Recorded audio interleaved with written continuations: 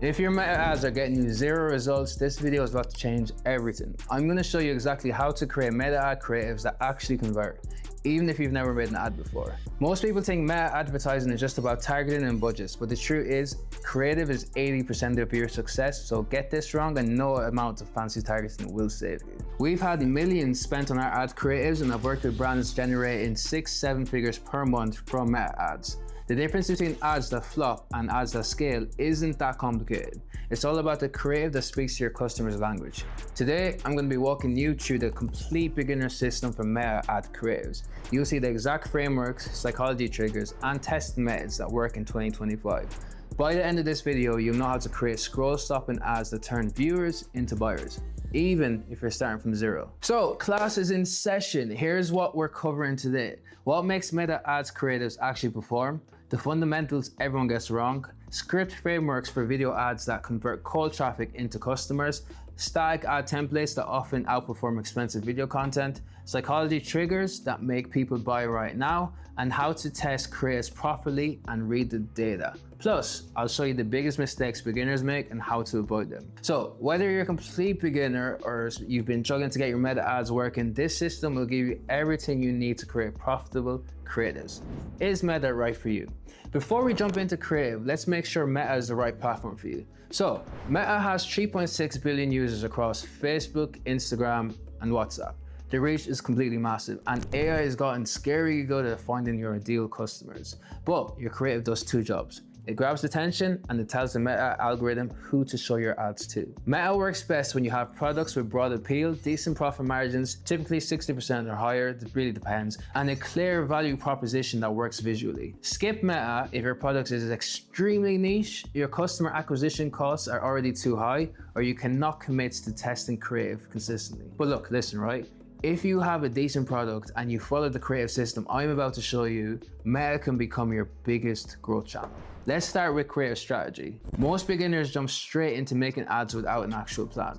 That's like building a house without the blueprints. It's absolutely nuts. You wouldn't do that. Now, so here's the first step you should take. Audit what you currently have. Look at your existing content, photos, videos, customer testimonials, behind the scenes stuff. What formats are you missing? What you do need and what's important is you need a variety. User-generated content, product demonstrations, static images, customer testimonials, and founder stories. Different people respond to different styles. But here's the key insight. Most accounts aren't missing content volume, they're missing angle diversity.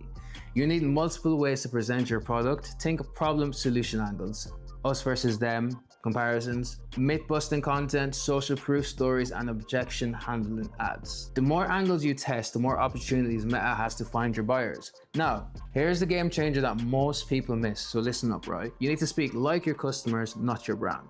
Go read your product reviews right now. Look at 4- and 5-star reviews for the language customers use to describe benefits. Check 1- and 2-star reviews for objections they have. Read the comments on your existing ads. Check Reddit discussions about your product category. Look at support tickets for common questions. Your customers will literally tell you the exact words that convert. Instead of saying fancy words like advanced moisture technology, because people don't talk like that, right? Your customers might actually say something like, finally doesn't make my face feel tight and gross. The second version will convert 3 times better than the first one every single time. So what you can do is you can build a simple document with 4 sections. How customers describe their problems, what outcomes they actually want, why they hesitate to buy, and what proof points convince them. This research step is boring, but it's the difference between ads that work and ads that waste money. Now, let's talk about video ad scripts. Every winning video follows the same basic structure, and I'm going to give you the exact framework. Your hook is everything. You have 3 seconds to stop someone from scrolling. And here are 4 types of hooks that work every single time. Pattern interrupt. Stop doing sit-up if you want abs. That's obviously going to make people be like, wait, what? Because normally you think you do sit-ups so you can get abs. Relatable pain points. You know that 3 p.m. energy crash feeling, something that everyone can relate to? Bold claims with proof. This removes wrinkles without needles. Bold, clear, straight to the point. Curiosity gap. The real reason you can't lose weight. It's going to make people who are on the heavier side wait to see why they can't lose weight. In most instances, it is always key to show your product in the first 3 seconds. Next in the video, you want to develop the problem. Don't just mention it, make them feel it emotionally. Instead of acne is frustrating, try you avoid mirrors, you cancel dates, you wear makeup to the gym. This is probably something that people with acne would do. So you're speaking their language language, you're going to relate to them a lot better. Then show your solution. Don't just tell them about your product. Demonstrate how it specifically solves their problem. And then your proof section is absolutely crucial. Layer different types of evidence, specific customer results with numbers, befores and after transformations, expert validation, and social indicators like, I don't know, like 50,000 sold. And then end with a clear call to action. Tell them exactly what to do next. Like, for example, click the link below to try it for 30 days, risk-free. And here's an advanced technique, right? If you can solve multiple related problems, your conversion rate will skyrocket. For example, because we're on the skincare team, problem 1 is acne breakouts. Problem 2 is dryness from harsh treatments. Problem 3 could be expensive dermatologist visits. When your product addresses all 3 with specific proof for each, the purchase decision becomes it's a no-brainer. But don't just claim to solve multiple issues if you don't. If you do, demonstrate how with evidence for each problem. When you're testing scripts, you don't actually have to rewrite everything. I think it's important to test variations of the high impact parts, especially the first 3 seconds and your proof points, of course, because small changes in your opening can literally double your results. Okay, so let's talk about static ads. These are your secret weapon as a beginner because they're cheap to make, fast to test, and often can outperform expensive videos. Statics work best for people who have already seen your brand and need like a final push to buy. Use them for retargeting campaigns mainly and to test messaging quickly before you invest into video. So here are some quick formats that never go out of style. Headlines or product images, clear benefit statements with high quality product visual and minimal distracting elements. Customer testimonial tiles, real customer quotes in their language with their photo, if you have permission of course, and the specific results they actually attained from using your product. Comparison charts, us versus them, format with like 3 to 4 key differences that are easy to scan. Social proof grids, multiple customer results with real numbers and transformations. Because yeah, look, your customers write your best headlines. Instead of like premium skincare foundation use, finally found something that doesn't burn my face. Instead of scientifically proven results, try works better than products cost me 3 times more. It's important that you match your language to your audience. Like Gen Z customers might say, yeah, this has increased my aura. Millennials might say, yeah, this is hard, this is cold, or finally found the one. Gen X would probably definitely say, wish I'd found this years ago, something more older, no offense. For design, clarity wins every single time. One main message per image, high contrast so it's readable on mobile, clear product visibility, easy to scan and easy to scan text. Make your ads look native to each platform. On Instagram stories, use fonts and stickers that look natural. On Facebook feed, focus on thumb stopping visuals with clear calls to action. And here's a question I get quite a lot, to be honest. Should you use polished branded images or scrappy user generated style? The answer is test both. It's all about testing. High production branded assets build authority and work well for luxury and tech products, but often user generated style increases relatability and performance well in like beauty and wellness because it's not too overproduced. Let the data decide and not your personal opinion. So it's better to test it and try everything. Now, let's talk about actually making video ads. As a beginner, you have 3 options. Do it yourself, hire creators, or work with an agency. If you're doing it yourself, here's what you need. Decent smartphone camera at a minimum, iPhone 14 Pro up is fine.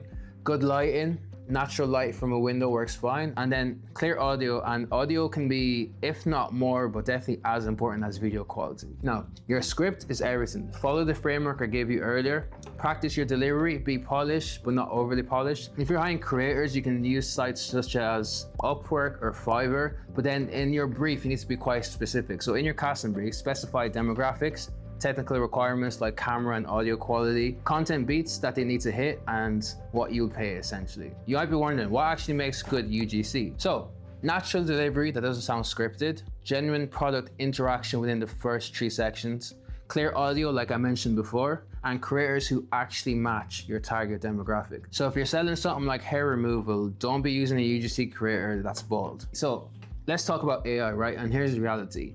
They can help you with script variations, shot lists, and editing efficiency, but they won't fix bad strategy, or create authentic emotional connections. What you should do is use AI to speed up your process, but don't rely on it to replace the customer understanding or genuine performance. For beginners, I recommend starting with UGC content style videos because you can literally get anyone in your family to help you create that, or even just do it yourself. They're more forgiving if you make mistakes because customers relate to them better, and they're much cheaper to produce. Let's talk about the psychology triggers that actually make people buy. Now we're getting into the fun stuff.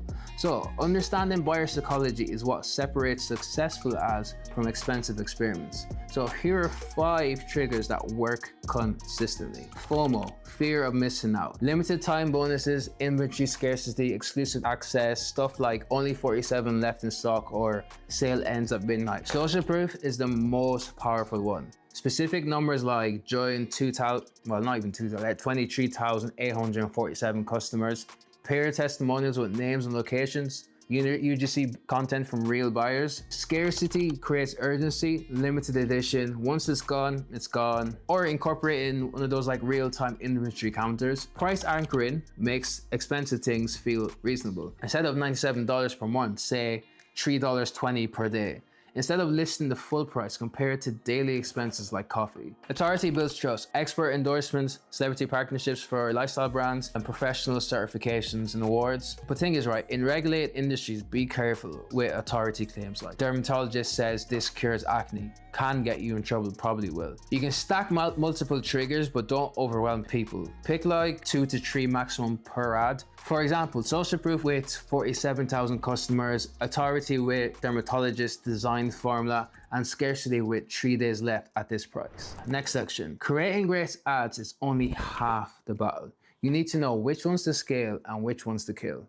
Here are the essential metrics to track. ROAS, which you must have heard of, or if you haven't, this stands for return on ad spend. How much revenue per dollar spent. CPA, or cost per acquisition. How much you pay to acquire a customer. Click-through rate. What percentage clicks go from your ads to your website? And the conversion rate. What percentage of visitors actually buy? For creative specific metrics, you need to watch stuff like the watch frequency, so how many times each person has seen your ad. If this gets above 3 and your click-through rate drops, your ad is probably getting stale. Track video completion rates at 25%, 50%, and 100%. This tells you where people stop watching, and they allow you to iterate on that video and make improvements to maybe make it more engaging. Here's how to analyze performance systematically. If your click-through rate is high, but your cost per acquisition is high, you have a landing page problem, not a creative problem. So test different offers or reduce checkout friction in that case. If your click-through rate is low, you have a creative problem.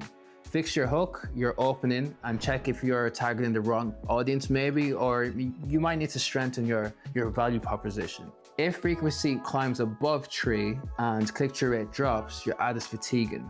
So create new hooks or angles or find fresh audiences. Here are my decision thresholds. Keep ads after 3 days or $300 spent if ROAS meets your target, or your click-through rate is in the top 25% of your account and your cost per click is declining. Kill ads if your click-through rate is below 1% with no improvements from one day to the next.